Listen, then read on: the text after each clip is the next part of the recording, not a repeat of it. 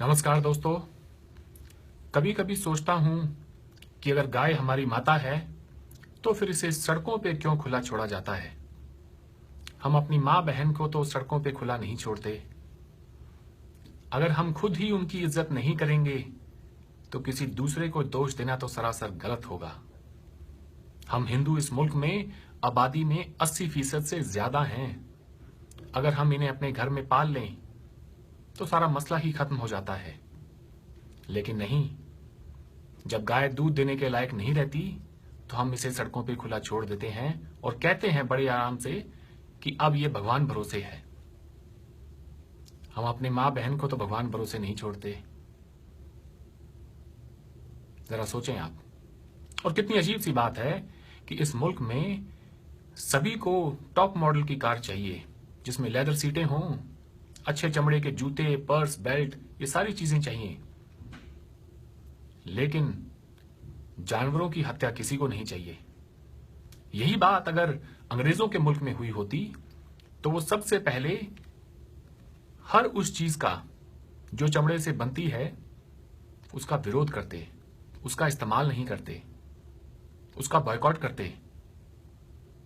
लेकिन हमारे यहां ऐसा नहीं है। हम सिर्फ शिकायत करना जानते हैं और इससे ज्यादा कुछ भी नहीं।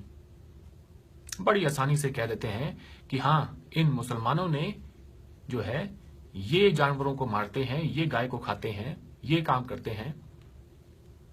आप अपनी मां बहन को घर पे रखें, उनकी इज्जत करें।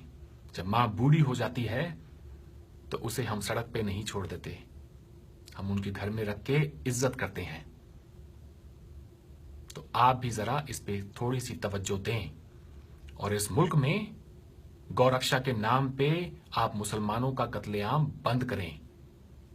उन पे रोज रोज के हो रहे हमलों को बंद करें।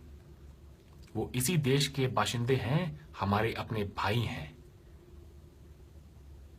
चमड़े के जूते आपने पहनने होते हैं तब कोई मुसलमान और या फिर कोई दलित वो आपके लिए बनाता है।